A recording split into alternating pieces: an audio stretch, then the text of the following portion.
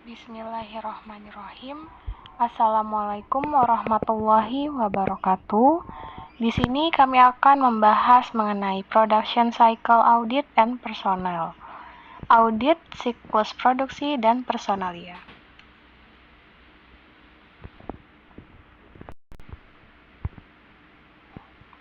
Perkenalkan, kami dari kelompok 6, akuntansi 5C yang beranggotakan Fitria Arisna Putri, Sifani Kanditya Devi, dan saya sendiri, Helsa Fikria.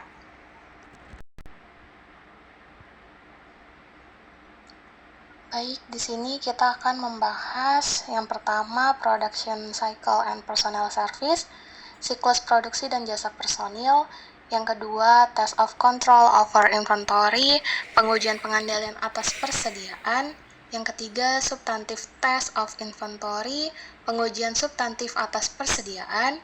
Yang keempat, Testing of Controls over Personnel Service Payroll, pengujian pengendalian atas jasa personalia penggajian. Yang kelima, Substantive Testing of Personnel Service Payroll, pengujian substantif atas jasa personalia penggajian. Dan yang terakhir, kita akan membahas Audit Working Papers, KKP, kertas kerja pemeriksaan. Pertama, kita akan membahas tentang Production Cycle and Personnel Service, yaitu siklus produksi dan jasa personel.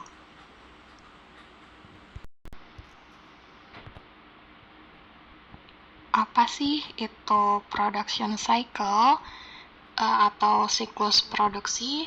Jadi, siklus produksi ini tuh adalah rangkaian aktivitas bisnis dan operasi pemrosesan data terkait yang terus terjadi yang berkaitan dengan pembuatan produk. Oke, di sini teman-teman bisa lihat semua ya, untuk sistem informasi siklus pendapatan ini terdapat gambar. Sistem informasi siklus pendapatan itu menyediakan informasi pesanan pelanggan dan perkiraan penjualan yang digunakan untuk merencanakan tingkat produksi dan persediaan. Nah, sebagai balasannya, sistem informasi siklus produksi akan mengirimkan informasi ke siklus pendapatan mengenai barang jadi yang telah diproduksi dan tersedia untuk dijual. Informasi mengenai kebutuhan bahan baku dikirim ke sistem informasi siklus pengeluaran dalam bentuk permintaan pembelian. Sebagai gantinya, sistem siklus pengeluaran akan menyediakan informasi mengenai perolehan bahan baku dan juga mengenai pengeluaran lain yang dimasukkan ke dalam overhead pabrik. Selanjutnya, informasi mengenai kebutuhan tenaga kerja dikirim ke siklus sumber daya manusia atau SDM.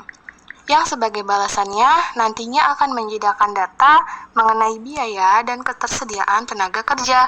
Terakhir, informasi mengenai harga pokok produksi akan dikirim ke sistem buku besar dan pelaporan informasi. Selain kita membahas tentang siklus produksi, di sini kita akan membahas tentang jasa personalia. Jasa personalia ini tuh apa sih? Jadi suatu entitas menyangkut peristiwa dan aktivitas yang berhubungan dengan kompensasi eksekutif serta karyawan. Nah, untuk siklusnya sendiri, siklus penggajian dan personalia ini tuh melibatkan pekerjaan dan pembayaran semua karyawan. Untuk audit siklus penggajian dan personalia, termasuk memperoleh pemahaman tentang pengendalian internal, menilai risiko pengendalian, pengujian pengendalian, dan substantif pengujian transaksi, prosedur analitis, dan pengujian rincian saldo. Perbedaan utama antara siklus penggajian dan personalia dan siklus lainnya itu meliputi yang pertama, hanya ada satu kelas transaksi untuk penggajian. Ini apa sih maksudnya? Kebanyakan siklus ini mencakup setidaknya dua kelas transaksi. Misalnya, siklus penjualan dan penagihan mencakup transaksi penjualan dan penerimaan kas, dan seringkali mencakup retur penjualan dan penghapusan piutang tak tertagih. Untuk penggajian sendiri hanya memiliki satu kelas karena penerimaan layanan dari karyawan dan pembayaran untuk layanan tersebut melalui penggajian biasanya terjadi dalam periode waktu yang singkat. Nah, yang kedua itu transaksi umumnya jauh lebih signifikan daripada akun neraca yang terkait. akun terkait penggajian sendiri seperti gaji yang masih harus dibayar, dan pajak yang dipotong biasanya kecil dibandingkan dengan jumlah total transaksi untuk tahun ini. Nah, yang ketiga yaitu ada kontrol internal atas penggajian efektif untuk hampir semua perusahaan, bahkan perusahaan kecil. Federal dan negara bagian yang ketat peraturan mendorong kontrol yang efektif untuk pemotongan dan pembayaran gaji pajak. Juga moral karyawan itu dapat menjadi masalah jika tidak dibayar atau dibayarnya itu rendah. Nah, dapat disimpulkan dari ketiga karakteristik ini, auditor itu biasanya menekankan pengujian pengendalian, pengujian substantif atas transaksi, dan prosedur analitis dalam audit penggajian.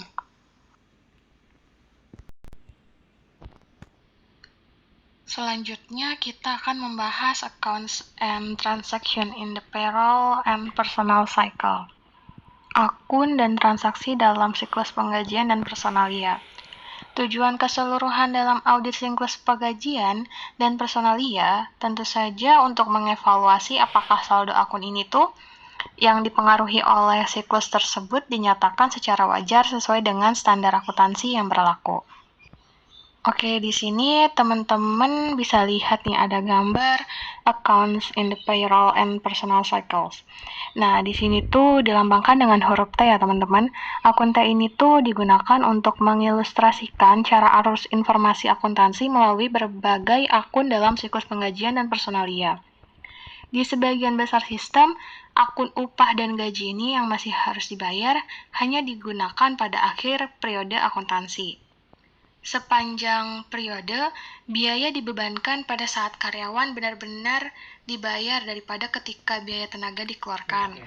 Akrual untuk tenaga kerja dicatat oleh jurnal penyesuaian pada akhir periode untuk setiap biaya tenaga kerja yang diperoleh tetapi belum dibayar.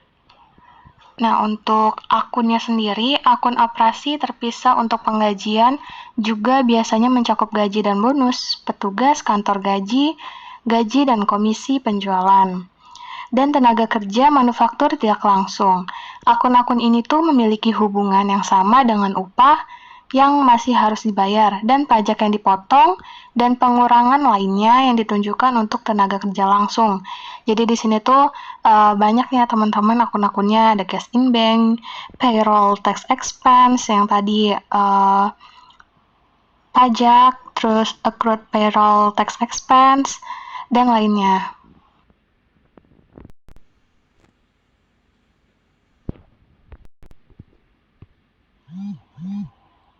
Selanjutnya kita membahas business functions in cycles. Fungsi bisnis dalam siklus. Siklus penggajian dan personalia ini dimulai dengan mempekerjakan karyawan dan diakhiri dengan pembayaran mereka untuk layanan yang mereka lakukan. Nah, di sini teman-teman bisa lihat nih ada gambar kelas transaksi, akun, fungsi bisnis, dan dokumen dan catatan terkait untuk siklus penggajian personalia. Di sini di dalam gambarnya itu terdapat class of transaction, accounts, business functions, documents, and record. Dan teman-teman juga bisa melihat elemen-elemen apa saja yang ada di dalamnya. Di sini saya akan membahas Departemen Sumber Daya Manusia menyediakan sumber independen untuk wawancara dan mempekerjakan personel yang memenuhi syarat. Departemen ini juga merupakan sumber independen dari catatan untuk verifikasi internal informasi upah, termasuk penambahan dan penghapusan dari daftar gaji dan perubahan upah dan pemotongan. Nah, di sini itu terdapat dokumen-dokumennya. Yang pertama yaitu ada catatan sumber daya manusia. Catatan ini tuh mencakup data seperti tanggal pekerjaan, investigasi personel, tingkat gaji, pemotongan resmi, evaluasi kinerja, dan pemutusan hubungan kerja. Yang kedua ada formulir otorisasi pengurangan. Formulir ini tuh digunakan untuk mengesahkan pemotongan gaji termasuk jumlah pembebasan untuk pemotongan pajak, penghasilan, dan lainnya, rencana tabungan pensiun, asuransi kesehatan, dan iuran serikat pekerja. Yang ketiga, terdapat formulir otorisasi tarif. Formulir ini tuh digunakan untuk mengesahkan tarif pembayaran. Sumber informasi adalah kontrak kerja, otorisasi oleh manajemen atau dalam kasus pejabat, otorisasi dari Dewan Direksi. Untuk ketetapan waktu dan persiapan penggajian penting dalam audit penggajian karena mereka secara langsung mempengaruhi biaya penggajian untuk setiap periode. Kontrol yang memadai diperlukan untuk mencegah salah saji dalam 4 aktivitas berikut ini, yaitu yang pertama, siapkan catatan waktu oleh karyawan, kedua, meringkas dan menghitung gaji kotor, potongan, dan gaji bersih. Yang ketiga, pembayaran gaji, dan yang keempat itu siapkan catatan penggajian. Nah, di sini selanjutnya ada dokumen catatan waktu. Dokumen catatan waktu ini tuh menunjukkan waktu karyawan per jam mulai dan berhenti bekerja setiap hari dan jumlah jam kerja karyawan. Nah, untuk catatan waktu ini mungkin dalam bentuk kertas atau elektronik dan mereka dapat disiapkan secara otomatis oleh jam waktu atau pembaca kartu identitas. Selanjutnya ada dokumen tiket waktu kerja. Formulir ini tuh menunjukkan pekerjaan mana yang dilakukan seseorang karyawan dikerjakan selama periode waktu tertentu. Nah, formulir ini juga hanya digunakan ketika seorang karyawan bekerja pada pekerjaan yang berbeda atau di departemen yang berbeda. Selanjutnya ada file transaksi penggajian. File yang dihasilkan komputer ini tuh mencakup semua tindakan transaksi penggajian yang diproses oleh sistem akuntansi untuk suatu periode, seperti hari, minggu, atau bulan. File berisi semua informasi yang dimasukkan ke dalam sistem dan informasi untuk masing-masing transaksi, seperti nama karyawan dan nomor identifikasi, tanggal, terus juga ada pembayarannya, terus jumlah pemotongan, dan lainnya. Dan ada juga jurnal atau daftar penggajian. Laporan ini tuh dihasilkan dari file transaksi penggajian dan biasanya mencakup nama, tanggal, jumlah gaji kotor dan juga bersih, dan juga jumlah simpanan, klasifikasi akun untuk setiap transaksi. Selanjutnya yaitu ada file induk penggajian. Nah, file ini tuh file komputer yang digunakan untuk merekam transaksi penggajian untuk setiap karyawan dan mempertahankan total upah karyawan yang dibayarkan tahun hingga saat ini. Catatan untuk setiap karyawan termasuk gaji kotor untuk setiap periode penggajiannya, terus juga pemotongan dari gaji kotor, gaji bersih, nomor cek, dan lain sebagainya. Nah, dan di sini juga ada pembayaran gaji. Untuk pembayaran penggajian, pembayaran ini tuh diberikan kepada karyawan sebagai imbalan atas layanan yang dilakukannya. Pembayaran dapat dilakukan dengan cek, tetapi biasanya disetorkan secara langsung ke rekening bank individu karyawan. Nah, yang kedua ini ada rekonsiliasi rekening bank penggajian. Rekonsiliasi bank independen adalah penting halnya untuk semua akun kas, termasuk penggajian, untuk menemukan kesalahan dan penipuan. Dan yang selanjutnya di sini ada formulir W2. Ini adalah formulir yang dikirimkan ke setiap karyawan yang merangkum karyawan untuk penghasilannya dalam tahun kalender, termasuk gaji kotor, pajak penghasilan yang dipotong, dan juga jaminan sosial. Informasi yang sama juga disampaikan ke internal layanan pendapatan dan komisi pajak negara bagian dan lokal bila berlaku. Nah, yang selanjutnya ini ada pengembalian pajak penggajian. Ini tuh adalah formulir yang diserahkan ke unit lokal negara bagian dan federal pemerintah untuk menunjukkan pembayaran pajak.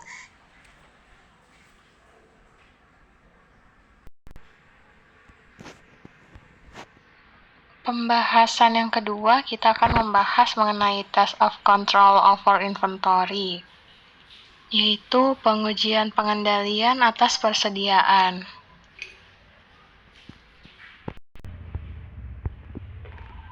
Oke, pembahasan yang kedua yaitu test of control over inventory, yaitu pengujian pengendalian atas persediaan.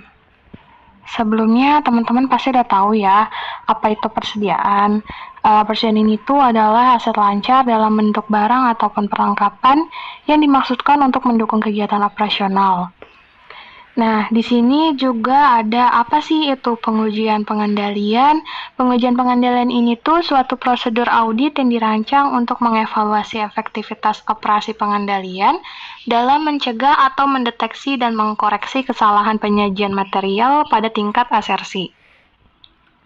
Dan pada pengujian pengendalian persediaan ini tuh terdapat tujuan utama pemeriksaan dalam persediaan, yaitu untuk menentukan bahwa persediaan secara fisik ini tuh benar-benar ada. Kedua, prosedur pisah batas atau cut-off persediaan telah dilakukan dengan memuaskan. Yang ketiga, persediaan telah dinilai sesuai dengan prinsip akuntansi yang berlaku atau PSAK yang diterapkan secara konsisten. Dan yang terakhir yaitu persediaan yang bergerak lambat atau slow moving, usang, rusak, dan itu bisa dapat diidentifikasi dengan tepat dan juga dicadangkan dalam jumlah yang memadai.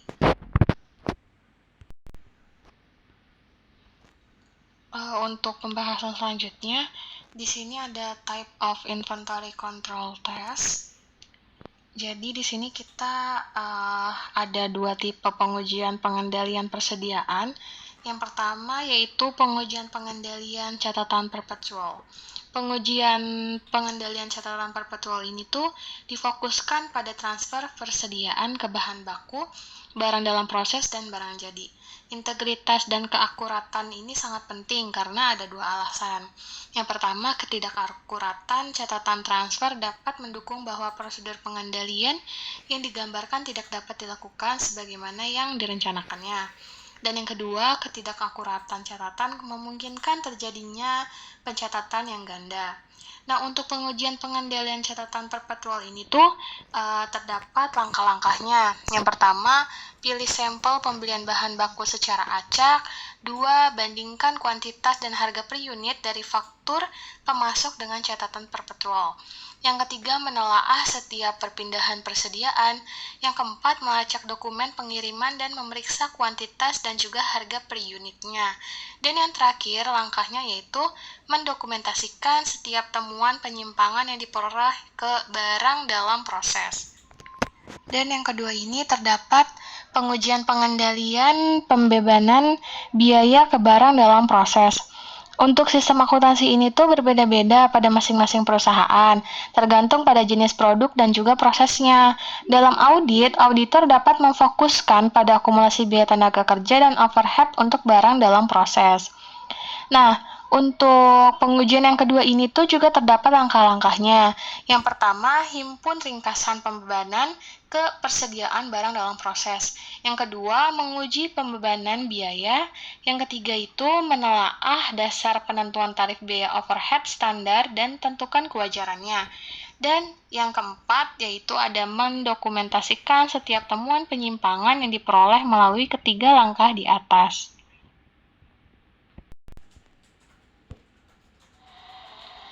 Oke, untuk pembahasan selanjutnya ada substantive testing of inventory atau pengujian substantif atas persediaan. Oke, untuk pembahasan selanjutnya adalah pengujian substantif atas persediaan. Ada beberapa langkah yang menjadi tahapnya. Yang pertama itu menentukan risiko deteksi untuk pengujian rincian. Spesifikasi auditor mengenai tingkat risiko deteksi yang dapat diterima untuk pengujian rincian atas asersi-asersi persediaan akan mencerminkan suatu hubungan terbalik dengan penilaian risiko inheren, risiko pengendalian, dan juga risiko prosedur analitis yang relevan yang berkaitan dengan asersi-asersi tersebut. Penilaian risiko pengendalian yang relevan bervariasi menurut kelompok transaksi yang mempengaruhi akun persediaan tertentu seperti yang diperlihatkan pada tabel berikut, yaitu akun persediaan pada persediaan barang dagang bahan baku. Kelompok transaksi yang memperbesar akunnya yaitu adalah pembelian, memperkecil akun pada penjualan, lalu memperbesar akun pada pembelian dan memperkecil akun pada transaksi fabrikasi yang mentransfer biaya bahan ke produksi. Lalu yang kedua ada akun persediaan barang dalam proses, akan memperbesar akun pada transaksi pabrikasi yang mentransfer biaya bahan, tenaga kerja, overhead dalam proses lainnya. Dan juga akan memperkecil akun transaksi pabrikan yang mentransfer biaya dari akun ini ke akun barang dalam proses atau barang jadi lainnya. Lalu yang terakhir ada akun persediaan barang jadi. Dengan memperbesar akun transaksi pabrikasi yang mentransfer biaya produksi yang sudah selesai ke barang jadi dan memperkecil akun penjualan.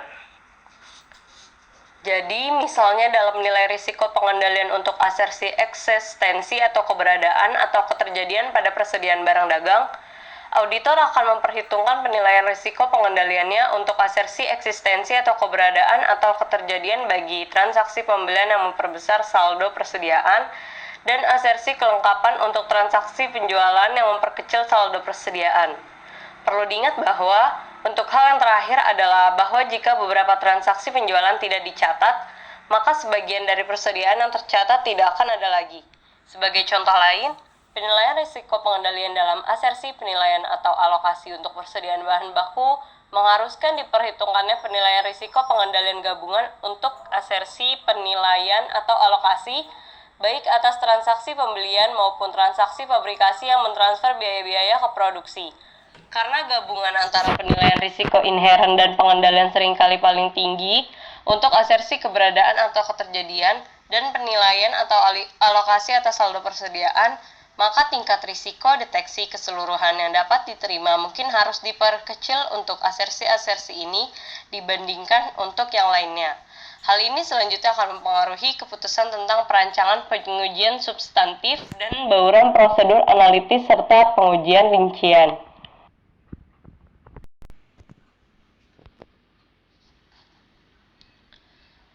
Lalu metode yang kedua ada designing substantive test atau merancang pengujian substantif. Bukti yang diperoleh dari beberapa pengujian yang dapat diterapkan pada persediaan barang dagang dan pada persediaan barang jadi yang telah diproduksi juga berkaitan dengan tujuan untuk akun harga pokok penjualan yang bersesuaian, karena adanya hubungan timbal balik di antara akun-akun tersebut. Perhatikan bahwa terdapat banyak pengujian yang dapat diterapkan pada tujuan audit spesifik yang berkaitan dengan asersi, eksistensi atau keberadaan atau keterjadian, kelengkapan, serta penilaian atau alokasi. Lalu metode yang ketiga ada initial prosedur atau prosedur awal. Salah satu prosedur awal yang penting menyangkut usaha untuk mendapatkan pemahaman tentang bisnis dan industri suatu entitas guna menetapkan konteks untuk mengevaluasi prosedur analitis dan pengujian rincian. Jika klien adalah pabrikan, maka penting untuk memahami bauran biaya tetap dan biaya variabel yang terlibat dalam proses pabrikasi. Jika suatu pabrikan bersifat padat modal, maka pabrikan itu akan memerlukan volume aktivitas yang tinggi. Mungkin dengan beroperasi pada tingkat 80% hingga 90% dari kapasitas untuk mencapai profitabilitas impas atau break-even. Jika entitas itu merupakan pengecer, maka penting untuk memahami sumber pasokan produk serta peran yang dimainkan klien dalam mata rantai distribusi ini. Auditor juga harus memahami pentingnya persediaan konsinyasi, apakah itu konsinyasi masuk atau konsinyasi keluar bagi bisnis klien. Dalam menelusuri saldo persediaan awal ke kertas kerja tahun sebelumnya, auditor harus memastikan bahwa setiap penyesuaian audit yang telah disepakati pada tahun lalu benar-benar sudah dicatat. Selain itu, ayat jurnal periode berjalan dalam akun persediaan di buku besar umum juga harus di-scan untuk mengidentifikasi setiap posting yang tidak bisa menyangkut jumlah atau sifatnya dan memerlukan penyelidikan khusus. Prosedur awal juga menyangkut penentuan bahwa skedul persediaan perpetualan terinci atau skedul persediaan lainnya telah sesuai dengan saldo buku besar umum. Pekerjaan tambahan yang berhubungan dengan penyusunan daftar persediaan berdasarkan perhitungan persediaan fisik akan dibahas dalam bagian lain membahas pengujian rincian saldo. Lalu metode yang keempat ada analytical procedure atau prosedur analitis. Penelaah atas pengalaman dan kecenderungan industri merupakan hal yang sangat penting ketika mengembangkan ekspektasi yang akan digunakan dalam mengevaluasi data analitis bagi klien. Sebagai contoh, Dengan mengetahui penurunan yang tajam dalam rasio perputaran persediaan klien yang mencerminkan keadaan yang sedang terjadi dalam industri, dapat membantu auditor menyimpulkan bahwa penurunan itu tidak mengindikasikan kesalahan yang berhubungan dengan keberadaan atau keterjadian atau kelengkapan data klien yang digunakan dalam menghitung rasio perputaran persediaan, melainkan mengindikasikan masalah penilaian yang berkaitan dengan penurunan permintaan yang mungkin akan diikuti oleh menurunnya harga pasar. Review atas hubungan antara saldo persediaan dengan aktivitas pembelian, produksi, dan penjualan terakhir juga akan membantu auditor memahami perubahan-perubahan dalam tingkat persediaan. Misalnya, kenaikan tingkat persediaan barang jadi yang dilaporkan sementara tingkat pembelian, produksi, dan penjualan tetap stabil dapat mengindikasikan terjadinya salah saji yang berkaitan dengan eksistensi keberadaan atau penilaian persediaan barang jadi. Selain menghitung rasio perputaran persediaan secara keseluruhan untuk setiap akun persediaan, kita juga dapat menghitung rasio data yang tidak digabungkan, seperti menurut lini produk.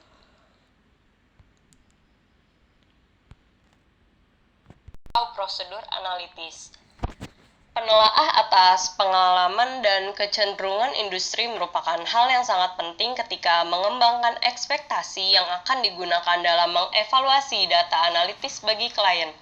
Sebagai contoh, dengan mengetahui penurunan yang tajam dalam rasio perputaran persediaan klien yang mencerminkan keadaan yang sedang terjadi dalam industri, dapat membantu auditor menyimpulkan bahwa penurunan itu tidak mengindikasikan kesalahan yang berhubungan dengan keberadaan atau keterjadian atau kelengkapan data klien yang digunakan dalam menghitung rasio perputaran persediaan, melainkan mengindikasikan masalah penilaian yang berkaitan dengan penurunan permintaan yang mungkin akan diikuti oleh menurunnya harga pasar.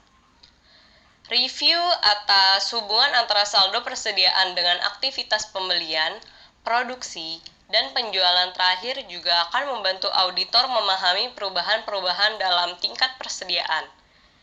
Misalnya, kenaikan tingkat persediaan barang jadi yang dilaporkan sementara tingkat pembelian, produksi, dan penjualan tetap stabil dapat mengindikasikan terjadinya salah saji yang berkaitan dengan eksistensi keberadaan atau penilaian persediaan barang jadi. Selain menghitung rasio perputaran persediaan secara keseluruhan untuk setiap akun persediaan, kita juga dapat menghitung rasio data yang tidak digabungkan, seperti menurut lini produk. Karena adanya hubungan timbal balik antara persediaan dan harga pokok penjualan, maka prosedur ini dapat memberikan bukti yang berguna dalam menentukan kewajaran asersi-asersi manajemen yang berkaitan dengan kedua akun tersebut. Sebagai contoh, rasio perputaran persediaan yang secara tak terduga tinggi atau tingkat laba kotor yang secara tak terduga rendah mungkin disebabkan oleh lebih saji harga pokok penjualan dan rendah saji persediaan yang berkaitan. Auditor juga harus memahami dan mengevaluasi sebatas mana biaya-biaya pabrikasi bersifat tetap dan variabel, serta hubungan antara biaya, volume, dan laba kotor. Sebaliknya, kesesuaian rasio-rasio ini dengan yang diharapkan dapat memberikan keyakinan yang terbatas mengenai kewajaran data historis yang digunakan dalam perhitungan, kecuali jika bukti dari sumber-sumber lain bertentangan. Lalu metode yang kelima ada testing transaction details atau pengujian rincian transaksi, yang dibagi menjadi dua metode. Yang pertama itu testing journal entries on inventory accounts atau pengujian ayat jurnal atas akun persediaan. Lalu yang kedua ada purchase manufacturing annual transaction cut-off test atau pengujian pisah batas transaksi pembelian, pabrikasi, dan juga penjualan. Pengujian rincian transaksi melibatkan prosedur pemeriksaan dokumen pendukung atau vouching dan penelusuran untuk mendapatkan bukti tentang pemrosesan setiap transaksi yang mempengaruhi saldo persediaan. Perhatian khusus harus diberikan pada penentuan ketepatan pisah batas transaksi persediaan pada akhir periode akuntansi. Turunan dari metode pengujian rincian transaksi untuk yang pertama adalah pengujian ayat jurnal atas akun persediaan. Sebagian atau semua jenis pengujian ini dapat dilakukan sebagai bagian dari pengujian bertujuan ganda selama melaksanakan pekerjaan interim. Contoh vouching ayat jurnal yang tercatat dalam akun persediaan mencakup pemeriksaan dokumen pendukung. Di antaranya, ayat jurnal debit dalam persediaan barang dagang atau bahan baku ke faktur penjual, laporan penerimaan, dan pesanan pembelian. Atau ayat jurnal debit dalam persediaan barang dalam proses atau barang jadi ke catatan biaya pabrikasi dan laporan produksi, atau ayat jurnal kredit pada persediaan barang dagang dan barang jadi ke dokumen dan catatan penjualan, atau ayat jurnal kredit pada persediaan bahan baku dan barang dalam proses ke catatan biaya pabrikasi dan laporan produksi. Sebagai informasi, bahwa vouching ayat jurnal yang memperbesar saldo persediaan akan memberikan bukti tentang eksistensi dan penilaian persediaan pada saat transaksi. Sementara vouching ayat jurnal yang memperkecil saldo persediaan untuk menentukan ketepatan penurunan persediaan akan memberikan bukti lebih lanjut mengenai asersi penilaian dan dapat menunjukkan adanya masalah asersi kelengkapan jika tidak terdapat dukungan atas pengkreditan itu. Penelusuran dokumentasi pembelian dan faktor-faktor biaya yang ditambahkan pada produksi ayat jurnal dalam akun persediaan akan memberikan bukti mengenai asersi kelengkapan dan penilaian persediaan. Sementara penelusuran dokumentasi transaksi yang memperkecil saldo persediaan, seperti penjualan, untuk menentukan bahwa ayat jurnal sudah dicatat pada jumlah yang tepat akan memberikan bukti lebih jauh mengenai asersi eksistensi atau keberadaan dan penilaian persediaan. Jika transaksi itu tidak dicatat, maka sebagian persediaan yang tercatat tidak akan ada. Jika ayat jurnal dibuat dengan jumlah yang salah, maka pelaporan nilai persediaan yang ada di tangan akan salah saji. Penelusuran dan vouching juga memberikan bukti mengenai asersi hak dan kewajiban kepemilikan atas persediaan.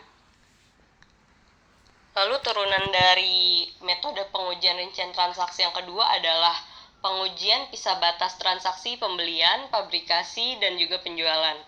Tujuan dan sifat dari pengujian pisah batas penjualan ini dalam hubungannya dengan audit atau saldo piutang usaha dan hutang usaha.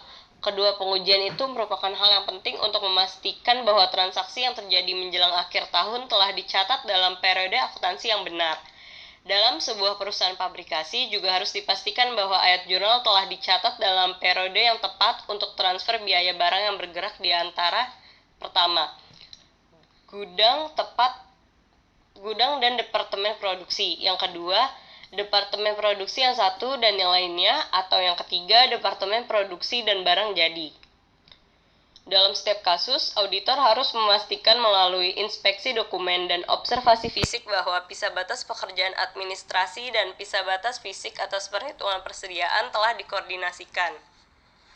Misalnya, jika auditor menetapkan bahwa suatu ayat jurnal yang mentransfer biaya lot terakhir produksi yang sudah selesai selama periode berjalan ke barang jadi sudah dicatat, maka ia harus menentukan bahwa barang itu, sekalipun masih dalam perjalanan, hanya dimasukkan dalam perhitungan fisik persediaan barang jadi saja, yaitu barang itu tidak dihitung sebagai bagian dari barang dalam proses, atau dihitung 2 kali, atau sama sekali tidak dihitung.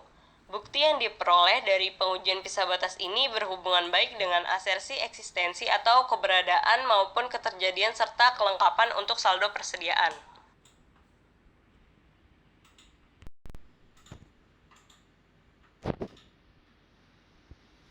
Untuk metode yang keenam adalah pengujian rincian saldo. Pengujian persediaan ini bersifat ekstensif, terutama karena diwajibkannya prosedur pengamatan persediaan fisik klien dan pengujian yang berkaitan. Turunan dari pengujian rincian saldo ini yaitu mengamati perhitungan persediaan fisik klien. Pengamatan perhitungan persediaan sudah menjadi prosedur auditing yang diterima umum selama lebih dari 50 tahun. Prosedur ini diwajibkan apabila persediaan merupakan hal yang material bagi laporan keuangan sebuah perusahaan serta praktis dan layak dilaksanakan. Pengamatan perhitungan persediaan ini bisa saja merepotkan, menghabiskan banyak waktu, dan sulit bagi auditor, tetapi biasanya hal itu jarang terjadi. Dalam beberapa kasus, spesialis persediaan dari luar perusahaan mungkin dipekerjakan oleh klien untuk menghitung persediaan. Apabila hal ini terjadi, maka auditor juga harus hadir untuk mengamati perhitungan yang mereka lakukan, karena dari sudut pandang auditing, para spesialis itu pada dasarnya sama dengan karyawan perusahaan. Pertimbangan audit utama yang dapat diterapkan pada prosedur yang diwajibkan ini akan dijelaskan dalam sub bagian berikut.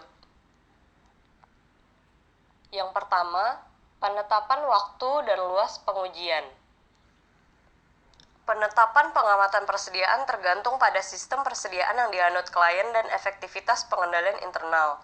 Dalam sistem persediaan periodik, kuantitas ditentukan melalui perhitungan fisik dan semua perhitungan telah dilakukan pada tanggal tertentu. Tanggal itu harus ditetapkan pada atau mendekati tanggal neraca, dan auditor biasanya harus hadir pada penetapan tanggal tersebut.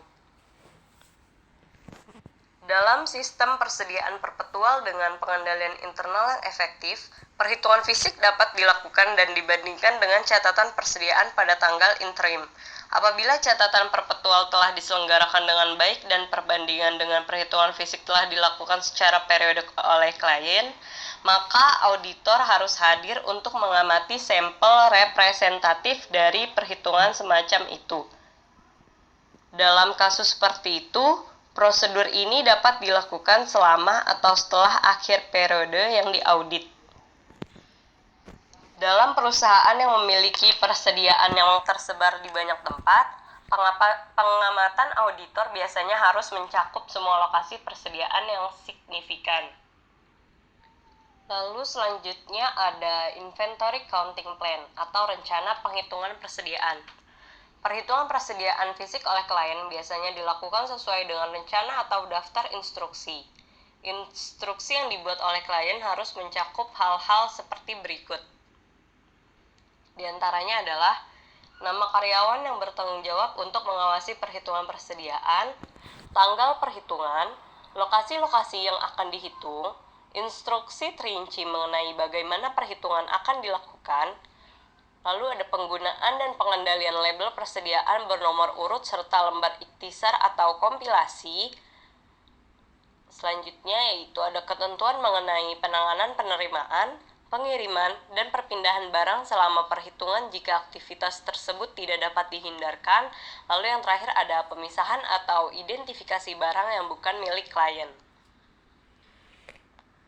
Auditor harus mereview dan mengevaluasi rencana penghitungan persediaan klien jauh sebelum tanggal perhitungan.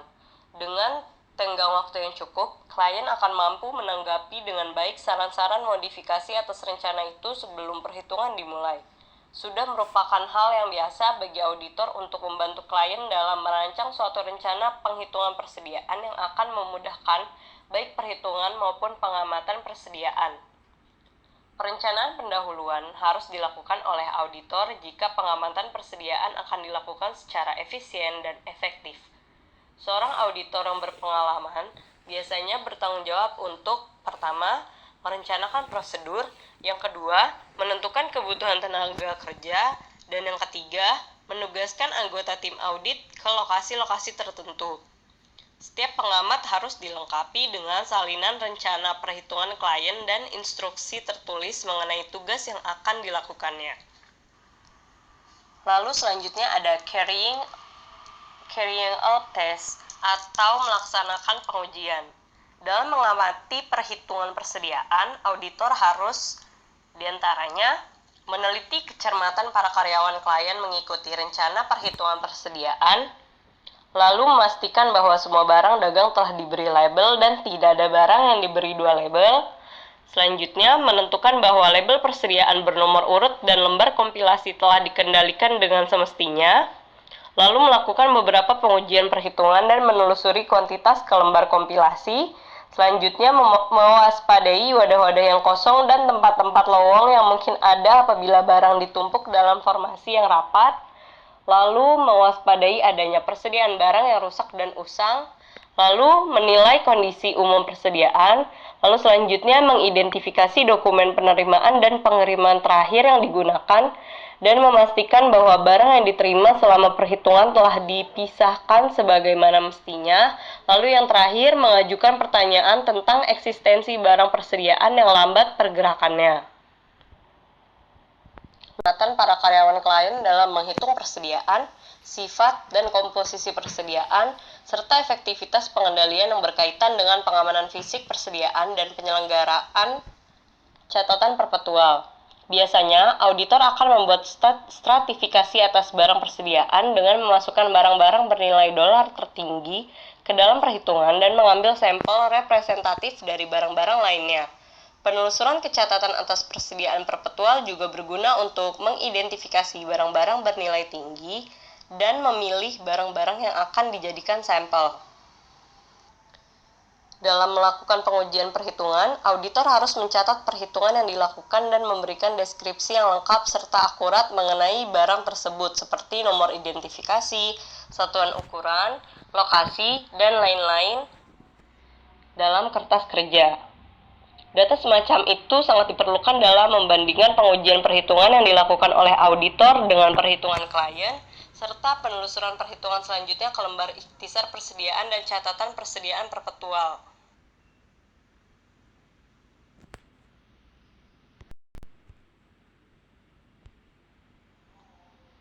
Lalu untuk yang selanjutnya ada inventory determined by statistical sample atau persediaan yang ditentukan dengan sampel statistik.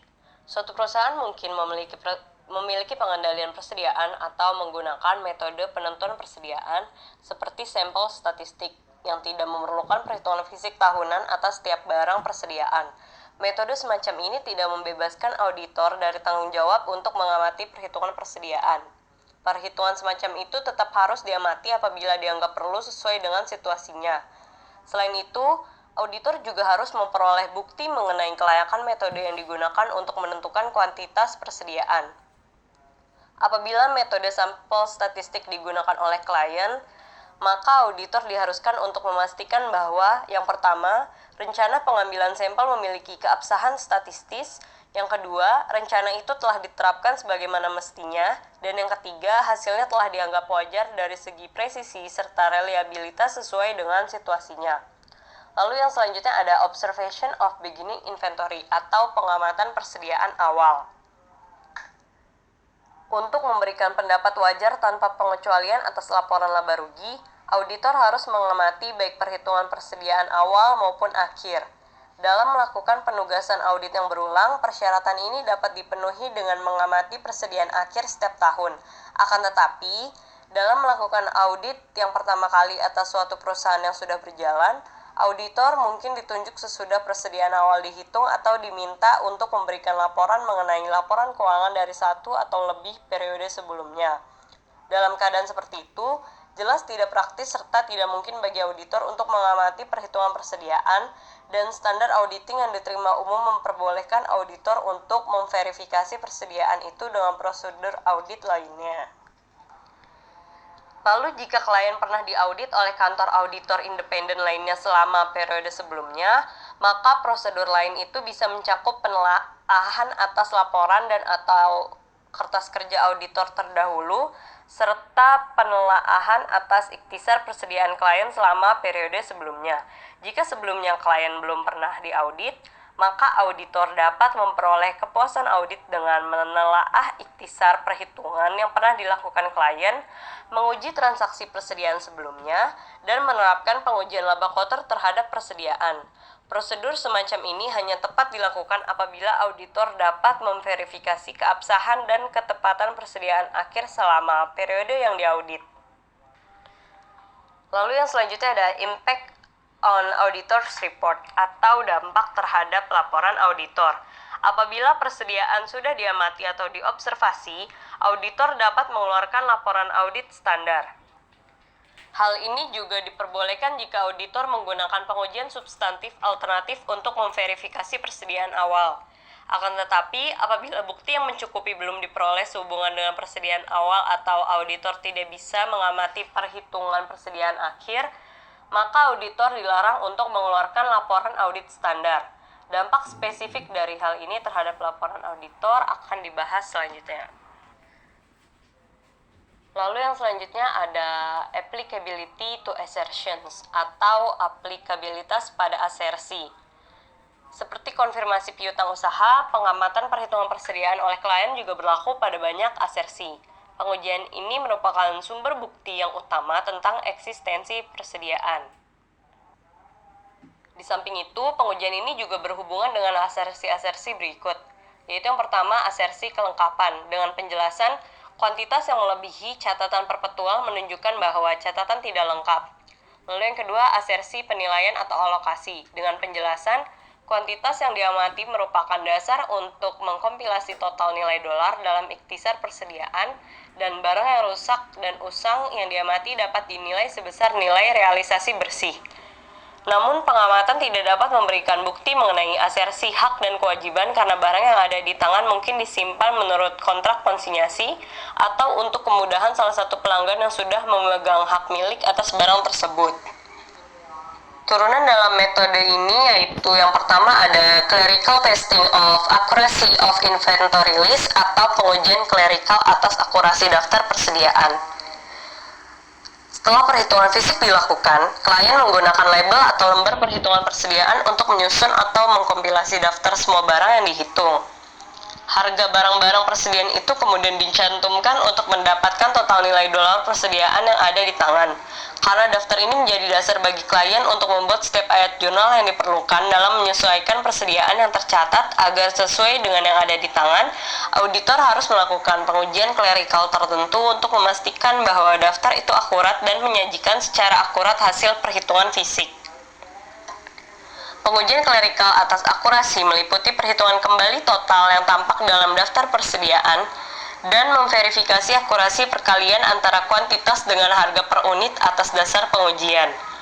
Untuk memastikan bahwa daftar itu telah secara akurat menyajikan hasil perhitungan, auditor menelusuri pengujian perhitungan yang telah dilakukannya ke daftar persediaan, serta memvouching barang-barang dalam daftar itu ke label persediaan dan lembar perhitungan yang digunakan dalam menghitung persediaan fisik. Perhitungan fisik itu kemudian dibandingkan atas dasar pengujian dengan jumlah percatatan perpetual apabila memungkinkan, dan setiap selisih dicatat serta diselidiki dan ditelusuri ke ayat jurnal penyesuaian apabila diperlukan. Pengujian ini memberikan bukti untuk asersi eksistensi atau keberadaan atau keterjadian, kelengkapan, dan penilaian atau alokasi. Lalu untuk turunan yang kedua adalah inventory pricing test atau pengujian penetapan harga persediaan. Pada pengujian ini mencakup pemeriksaan atas dokumentasi pendukung baik untuk harga pokok maupun nilai pasar persediaan. Jadi, pengujian ini terutama berhubungan dengan asersi penilaian atau alokasi. Pengujian ini juga menyangkut penentuan bahwa prosedur penetapan harga yang digunakan konsisten dengan yang digunakan dalam tahun-tahun sebelumnya. Review atas catatan persediaan perpetual dan pengajuan pertanyaan kepada klien harus memungkinkan auditor untuk menentukan baik dasar maupun metode penetapan harga yang digunakan dalam menetapkan harga kuantitas persediaan. Sebaliknya, konsistensi penetapan harga ini dapat ditetapkan dengan melihat kembali kertas kerja tahun sebelumnya dalam audit yang berulang dan atau laporan keuangan tahun sebelumnya. Langkah untuk memverifikasi penetapan harga ini mencakup penelaahan atas penetapan harga barang yang usang dan rusak guna memastikan bahwa barang tersebut tidak dinilai melebihi nilai realisasi bersih pada tanggal laporan. Bukti pendukung mengenai biaya per unit bervariasi menurut sifat persediaan. Bagi barang-barang yang dibeli untuk dijual kembali, digunakan, atau konsumsi, seperti persediaan barang dagang, bahan baku, dan perlengkapan, harga pokok harus di-vouching ke faktur penjual representatif. Lalu untuk berikutnya ada testing the cost of inventory produce atau pengujian harga pokok persediaan yang diproduksi.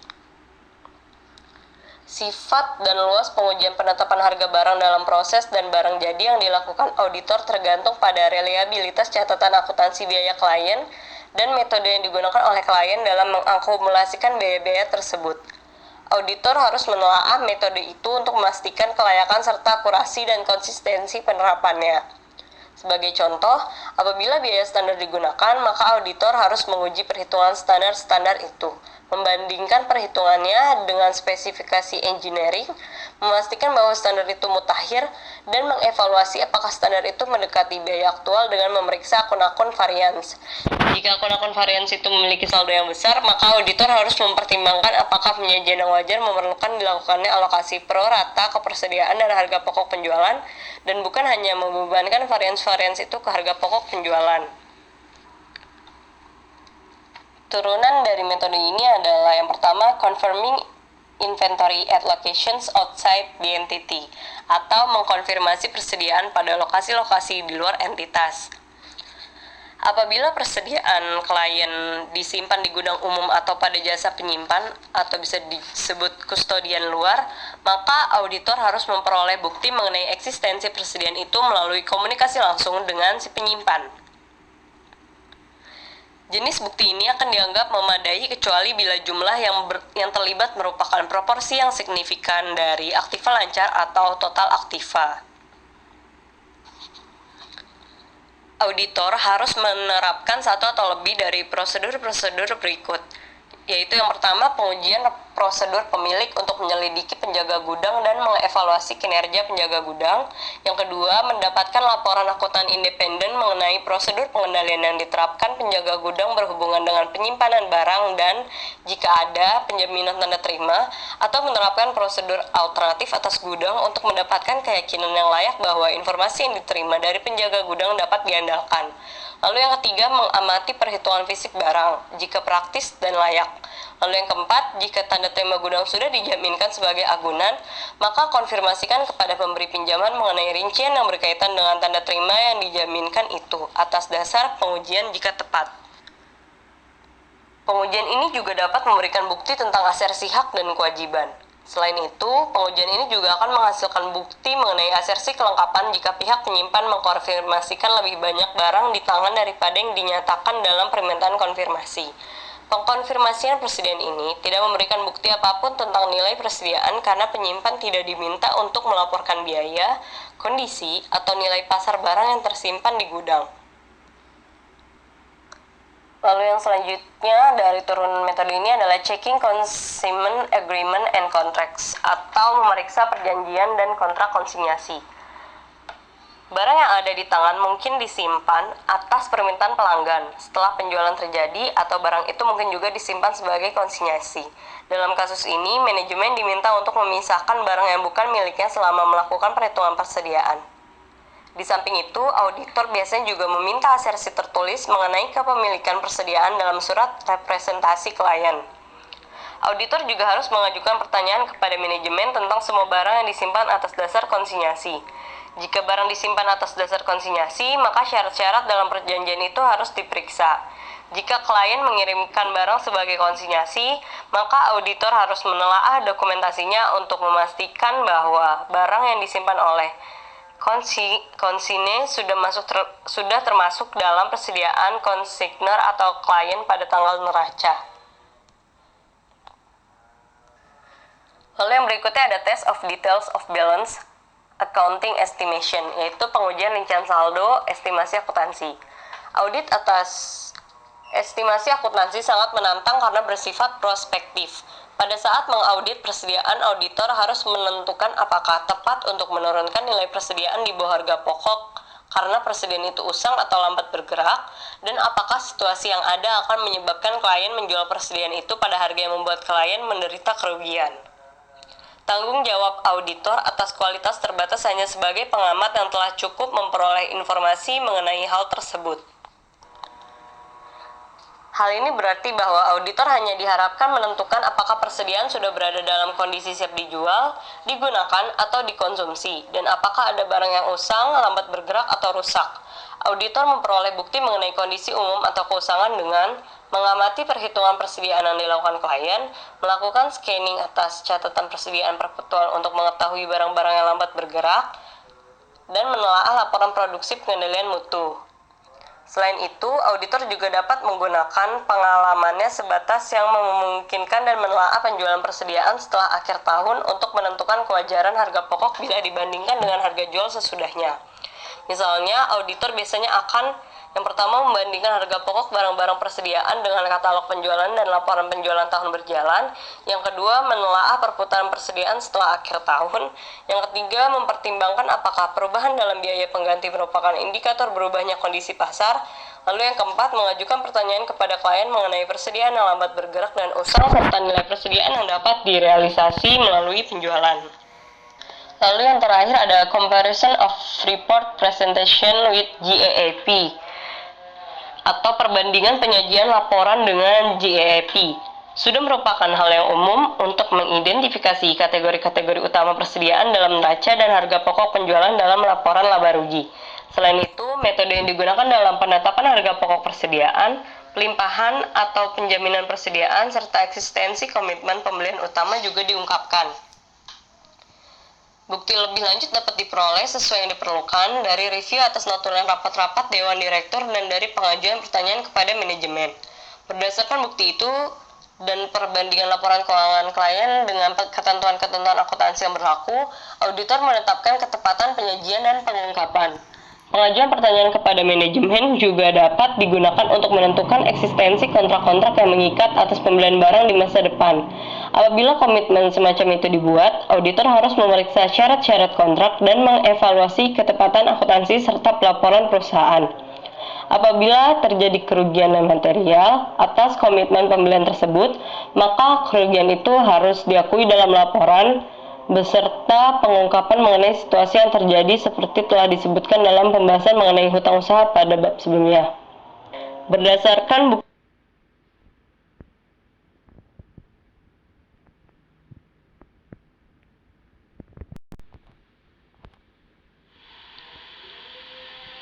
Lalu untuk selanjutnya ada testing of controls over personnel service payroll atau pengujian pengendalian atas jasa personalia atau penggajian. Lalu untuk pembahasan selanjutnya ada testing of controls over personnel service atau payroll. Yang pertama ada adequate separation of the duties atau yang bisa disebut juga pemisahan tugas yang memadai. Pemisahan tugas merupakan hal yang penting dalam siklus penggajian dan personalia, terutama untuk mencegah pembayaran berlebih dan pembayaran kepada karyawan tidak ada atau fiktif. Fungsi penggajian tetap independen dari Departemen Sumber Daya Manusia yang mengendalikan aktivitas penggajian kunci seperti menambahkan dan menghapus karyawan. Lalu yang kedua ada proper authorization atau otorisasi yang tepat. Seperti yang telah dijelaskan, hanya Departemen Sumber Daya Manusia yang boleh mengotorisasi untuk menambah dan menghapus karyawan dari daftar penggajian atau mengubah tingkat upah serta potongan. Jumlah jam kerja setiap karyawan, terutama lembur, diotorisasi oleh penyedia karyawan. Persetujuan dapat dibubuhkan pada semua kartu waktu atau dilakukan atas dasar pengecualian hanya untuk jam lembur saja. Lalu yang ketiga ada adequate documents and records atau dokumen dan catatan yang memadai. Dokumen dan catatan yang memadai tergantung pada sifat sistem penggajian. Kartu waktu atau catatan memang diperlukan untuk karyawan per jam atau paruh waktu, tetapi tidak untuk karyawan tetap. Untuk karyawan yang dibayar berdasarkan tingkat potongan atau sistem insentif lainnya, diperlukan catatan yang berbeda. Lalu yang keempat ada physical control over asset and records atau pengendalian fisik terhadap aset dan catatan, yaitu akses ke cek gaji yang belum ditandatangani dibatasi. Cek ditandatangani oleh karyawan yang bertanggung jawab dan penggajian harus didistribusikan oleh seseorang independen dari fungsi penggajian dari pencatatan waktu. Setiap cek yang tidak diklaim atau dicairkan dikembalikan untuk disetor ulang. Jika cek ditandatangani oleh mesin tanda tangan, akses ke mesin tersebut harus dibatasi. Demikian juga jika pembayaran dilakukan melalui setoran langsung, akses ke sistem yang digunakan untuk mengotorisasi pembayaran harus dibatasi. Lalu yang kelima ada independent checks on performance, yaitu pengecekan yang independen atas kinerja. Perhitungan pengajian diverifikasi secara independen termasuk perbandingan total batch dengan laporan ikhtisar. Seorang anggota manajemen atau karyawan lain yang bertanggung jawab mereview output penggajian untuk melihat step salah saji atau jumlah yang tidak biasa. Jika tenaga kerja manufaktur mempengaruhi penilaian persediaan atau jika diperlukan untuk mengakumulasi biaya berdasarkan pekerjaan, akan dibutuhkan pengendalian yang memadai untuk memverifikasi pembebanan biaya yang tepat. Lalu yang keenam ada preparation of payroll tax forms atau penyiapan formulir pajak penggajian. Sebagai bagian dari pemahaman atas pengendalian internal, auditor harus mereview pengisian atau penyiapan dari setidaknya salah satu jenis formulir pajak penggajian yang merupakan tanggung jawab klien. Potensi kewajiban pajak yang belum dibayar, denda, dan bunga akan muncul jika klien lalai menyiapkan formulir pajak secara benar. Formulir pajak penggajian adalah untuk pajak seperti pajak penghasilan pemerintah federal dan pemotongan pajak pemerintah negara bagian dan kota, serta pajak pengangguran pemerintah federal dan negara bagian. Rekonsiliasi yang terinci atas informasi yang ada pada formulir pajak dan catatan penggajian mungkin diperlukan apabila auditor yakin bahwa SPT pajak telah disiapkan secara tidak benar. Indikasi salah saji yang potensial dalam SPT tersebut mencakup pembayaran denda dan bunga di masa lalu akibat pembayaran yang tidak tepat. Personel Departemen Penggajian yang bertanggung jawab atas penyiapan SPT tersebut masih harus tidak adanya verifikasi internal terhadap informasi dan masalah arus kas yang dihadapi klien. Yang ketujuh ada timely payment of the payroll tax withheld and other withholdings atau pembayaran potongan pajak penggajian dan pemotongan lainnya secara tepat waktu. Auditor harus menguji apakah klien telah memenuhi kewajiban hukumnya untuk menyerahkan pembayaran semua pemotongan pajak penggajian sebagai bagian dari pengujian penggajian walaupun pembayaran biasanya dilakukan dari pengeluaran kas umum. Pemotongan yang dimaksud dalam pengujian tersebut mencakup pajak dan tabungan pensiun lainnya, iuran serikat pekerja, asuransi, dan tabungan penggajian. Pertama, auditor harus menentukan persyaratan klien untuk menyerahkan pembayaran yang dapat ditentukan dengan mengacu pada sumber-sumber seperti hukum pajak, kontrak serikat pekerja, dan perjanjian dengan karyawan. Setelah mengetahui persyaratannya, auditor dapat dengan mudah menentukan apakah klien telah melakukan pembayaran dalam jumlah yang benar secara tepat waktu dengan membandingkan pengeluaran kas selanjutnya dengan catatan penggajian. Auditor seringkali memperluas prosedur audit penggajiannya jika penggajian mempengaruhi secara signifikan penilaian persediaan atau jika auditor menduga kemungkinan adanya transaksi penggajian yang curang secara material seperti karyawan fiktif atau penipuan jam kerja. Lalu yang kedelapan ada relationship between payroll and inventory valuation atau hubungan antara penggajian dan penilaian persediaan. Jika penggajian menampakkan bagian yang signifikan dari persediaan yang merupakan hal yang umum bagi perusahaan manufaktur dan konstruksi, klasifikasi akun penggajian yang tidak tepat dapat mempengaruhi penilaian aset secara material untuk akun-akun seperti barang dalam proses, barang jadi, atau konstruksi atau barang dalam proses. Sebagai contoh, overhead yang dibebankan ke persediaan pada tanggal neraca dapat disajikan jika gaji personil administratif dibebankan secara tidak sengaja atau secara sengaja ke overhead manufaktur tidak langsung. Lalu yang ke-9 ada test for non-existent employees atau pengujian atas karyawan yang tidak ada. Mengeluarkan cek gaji kepada individu yang tidak bekerja lagi untuk perusahaan atau karyawan yang tidak ada seringkali diakibatkan oleh masih dibayarnya cek karyawan padahal dia sudah berhenti bekerja. Biasanya orang yang melakukan jenis penggelapan ini adalah bagian penggajian, mandor, rekan karyawan, atau mungkin mantan karyawan itu sendiri. Menurut beberapa sistem, mandor dapat mencatat absen masuk seorang karyawan dan menyetujui kartu waktu pada akhir periode waktu. Jika mandor tersebut juga mendistribusikan cek pembayaran atau jika penggajian disetorkan langsung ke rekening karyawan, maka terbuka lebar peluang untuk melakukan penggelapan. Untuk mendeteksi penggelapan ini, auditor dapat membandingkan nama pada cek yang dibatalkan dengan kartu waktu dan catatan lainnya untuk mengetahui tanda tangan yang diotorisasi dan kelayakan dari kartu tersebut. Lalu yang ke-10 ada test for fraud hours atau pengujian atas kecurangan waktu. Kecurangan waktu terjadi apabila seorang karyawan melaporkan waktu yang lebih banyak dari yang sebenarnya dikerjakan. Karena kurangnya bukti yang tersedia, biasanya sulit bagi auditor untuk mengungkapkan kecurangan waktu. Salah satu prosedurnya adalah merekonsiliasi total jam yang dibayar menurut catatan penggajian dengan catatan jam kerja yang independen seperti yang seringkali diselenggarakan oleh pengendalian produksi. Lalu yang terakhir ada fraud expense report atau laporan yang curang. Penggantian atas beban perjalanan dan hiburan adalah bagian dari siklus akuisisi dan pembayaran. Namun, auditor seringkali melakukan prosedur tambahan sebagai bagian dari pengujian penggajian dan personalia. Pemalsuan laporan beban oleh manajemen dapat menjadi indikator diabaikannya pengendalian internal dan potensi kecurangan di area lainnya. Akibatnya, auditor harus memberikan perhatian khusus pada laporan beban perjalanan dan hiburan bagi pejabat dan direktur serta harus melakukan pengujian dengan memverifikasi persetujuan yang tepat dan tujuan dari perjalanan bisnis, memeriksa tanda terima pendukung, dan menentukan apakah penggantian memang ada dalam pedoman perusahaan.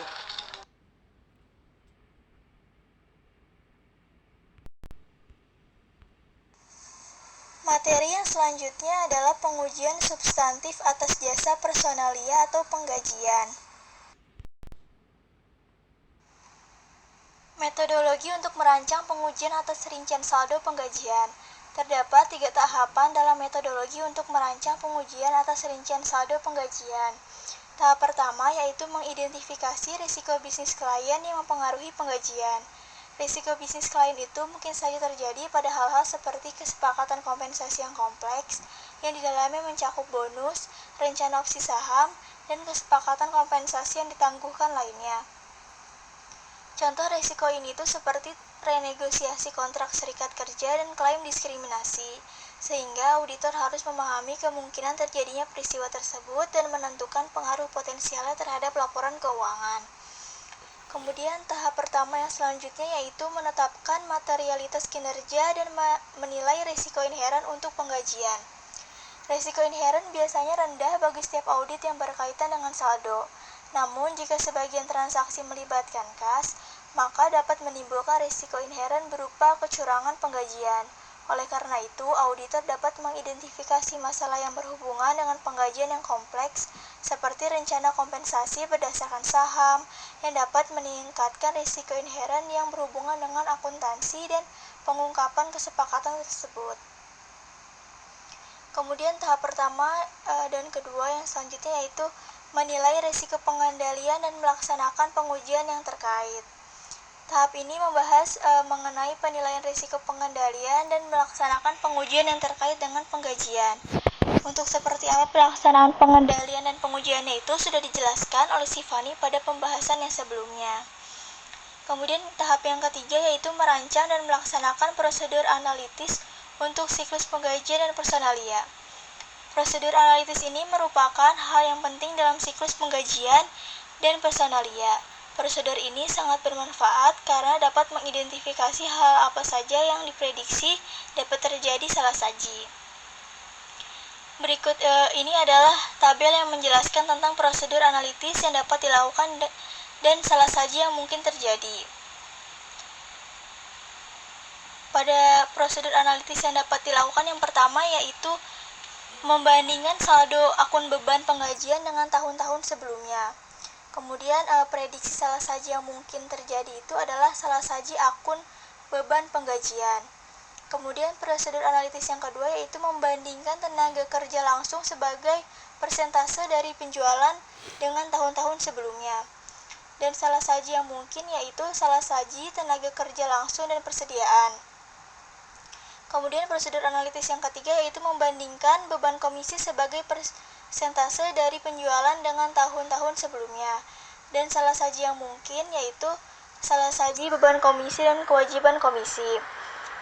Selanjutnya prosedur analisis yang keempat yaitu membandingkan beban pajak penggajian sebagai persentase dari gaji dan upah dengan tahun-tahun sebelumnya.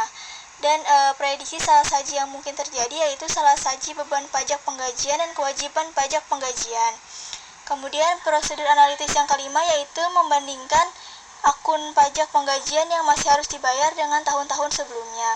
Dan salah saja mungkin terjadi yaitu salah saji pajak penggajian yang masih harus dibayar dan beban pajak penggajian.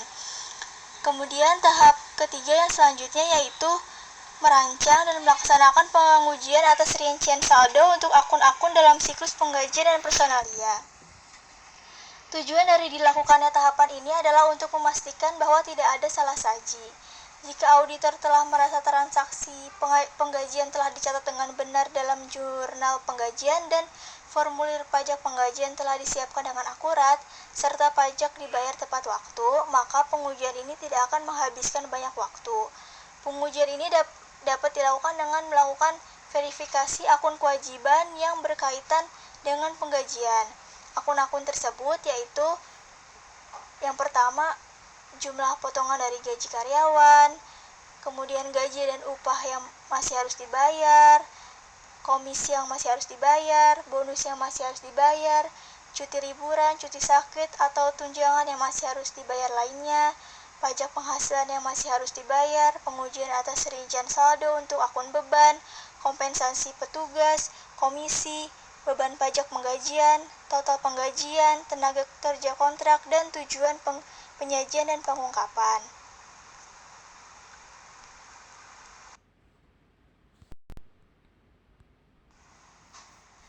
Pembahasan yang selanjutnya yaitu audit working paper atau kertas kerja pemeriksaan. Jadi, kertas kerja pemeriksaan adalah berbagai catatan yang diselenggarakan oleh auditor mengenai prosedur audit yang ditempuhnya, pengujian yang dilakukannya, informasi yang diperolehnya, dan kesimpulan yang dibuatnya sehubungan dengan audit. Kemudian, kertas kerja pemeriksaan itu dapat dibagi menjadi 3 bagian, yaitu yang pertama current file. Current file ini adalah kertas kerja yang mempunyai kegunaan untuk tahun yang berjalan.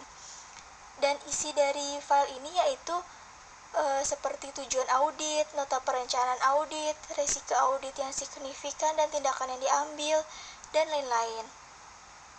Kemudian yang kedua adalah permanent file. Permanent file ini adalah kertas kerja yang mempunyai kegunaan untuk beberapa tahun.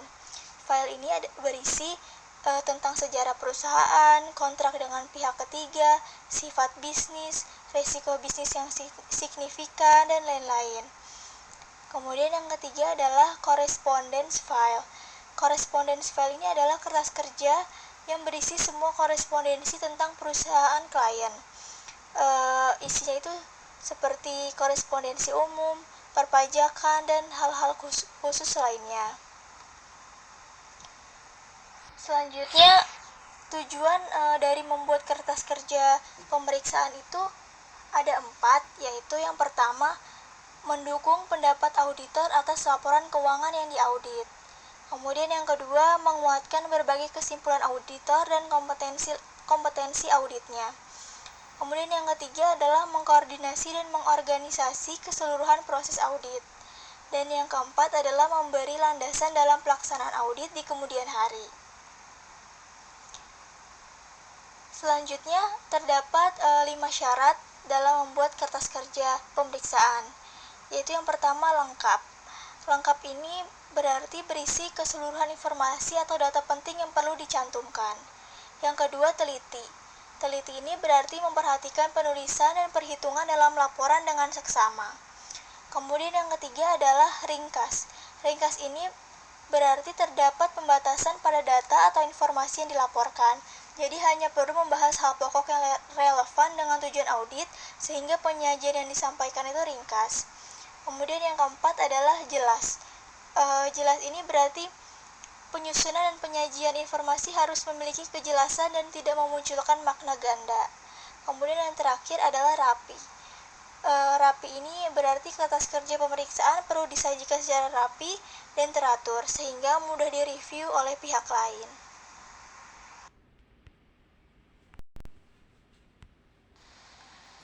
Selanjutnya, contoh template kertas kerja pemeriksaan untuk beban yang masih harus dibayar. Jadi di dalam template ini itu terdapat yang pertama ini uraian. Uraian ini itu diisi dengan keterangan beban beban apa yang masih harus dibayar. Misalnya beban yang masih harus dibayar itu adalah gaji karyawan yang masih harus dibayar. Maka di dalam uraian ini itu nanti ditulis gaji karyawan yang masih harus dibayar. Nah, untuk saldo ini adalah saldo gaji yang masih harus dibayar tersebut itu berapa. Jadi misalnya gaji yang masih harus dibayar adalah sebesar 7.500.000, maka nanti di dalam saldo ditulis jumlah sebesar 7.500.000.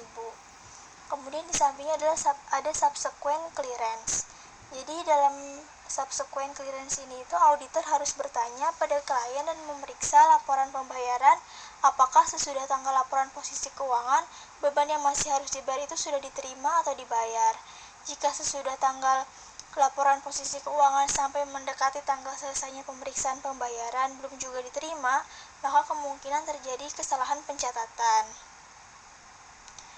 Kemudian di bawahnya ini ada kolom keterangan. Jadi kolom keterangan ini tuh gunanya untuk mengoreksi over atau under accrued yang didasarkan pada subsequent payment. Kemudian di kolom yang selanjutnya yaitu diisi pertanyaan dibuat yaitu oleh siapa, pada tanggal berapa, kemudian direview oleh siapa dan pada tanggal berapa, kemudian siapa kliennya, periodenya, indeksnya, dan schedule-nya.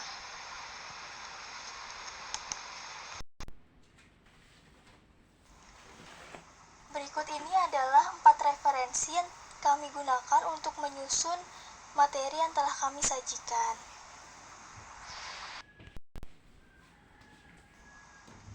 Sekian presentasi dari kelompok kami, kurang lebihnya mohon maaf.